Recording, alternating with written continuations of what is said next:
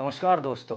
13 अप्रैल 1919 का दिन, हम सभी लोग इस दिन को बड़े अच्छे से जानते हैं। अगर जो नहीं जानते हैं तो चलिए आज मैं बताता हूँ। 13 अप्रैल 1919 का दिन, जलियांवाला बाग। जी हाँ, सही सुना, जलियांवाला बाग कांड। अमृतसर की हवा में बैसाखी का उत्सव घुला हुआ था। खेतों में नई फसल की खुशबू थी और बाजारों में रौनक। किशन सिंह 22 साल का नौजवान, किशन सिंह जो अपनी बहन गुरमीत को जलियांवाला बाग में लेके गया। वहाँ पर लाखों की भीड़ में लोग आए हुए थे। कुछ लोग घूमने आए थे तो कुछ लोग अपने हक के लिए आए थे। किशन सिंह ने गुरमीत से कहा, गुरमीत, यहाँ डरने की कोई बात नहीं है, यहाँ लोग अपने हक के लिए आए हैं। गुरमीत ने भोलेपन से सर हिलाते हुए कहा, ठीक है भैया। लेकिन कुछ घंटों की शांति को जनरल डायर के बूटों ने रौंद कर रख दिया। अचानक से सारे गेट बंद कर दिए गए और छतों पर सिपाही तैनात कर दिए गए। जनता सोच भी नहीं सकी कि ये क्या हो रहा है। और जैसे ही जनरल डायर के आदेश पर पहली गोली चली तो भीड़ सिहर उठी। कुछ लोग चीखे, कुछ लोग चिल्लाए, कुछ लोग जमीन पर गिरे। और एक बूढ़ी माँ जो अपने बेटे को अपनी बाहों में दबाए पड़ी थी, और एक बूढ़ा आदमी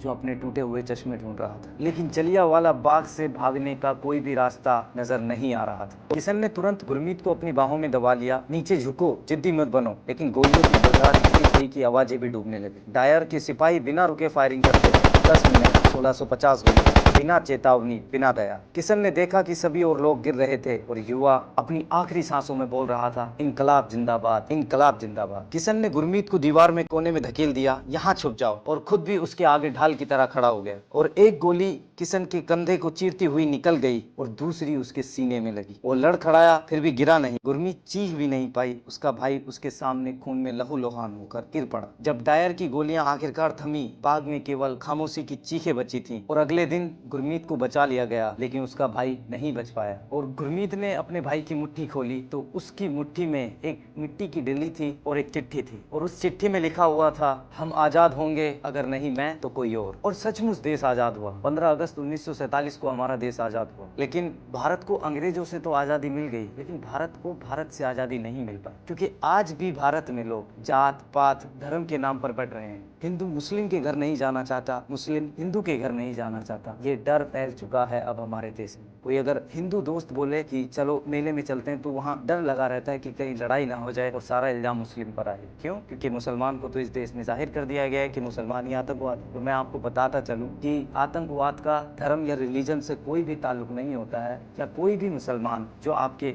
पड़ोस मोहल्ले में रहता है, क्या सच में वो गद्दार है या सच में वो आतंकवादी है? नहीं, ऐसा नहीं है। ये बात आप भी बहुत अच्छे से जानते हैं। तो ये नफरत को खत्म करिए और अपने भाईचारे को आगे बढ़ाइए। अपने साथियों के साथ रहिए, मुस्लिम हो या हिंदू हो। नफरत करना अच्छा नहीं है, क्योंकि आज दुनिया में आए हो, कल चले जाना है। नफरत करके आप किसी का क्या करोगे? ना उनसे कुछ ले रहे हैं, ना दे रहे हैं। बस कुछ पल का साथ है जो अच्छे से बिताया जा सकता है। तो मैं उम्मीद करता हूँ अगर आपको वीडियो अच्छी लगी हो तो प्लीज़ वीडियो को लाइक करें, कमेंट करें एंड चैनल को ज़रूर सब्सक्राइब करें।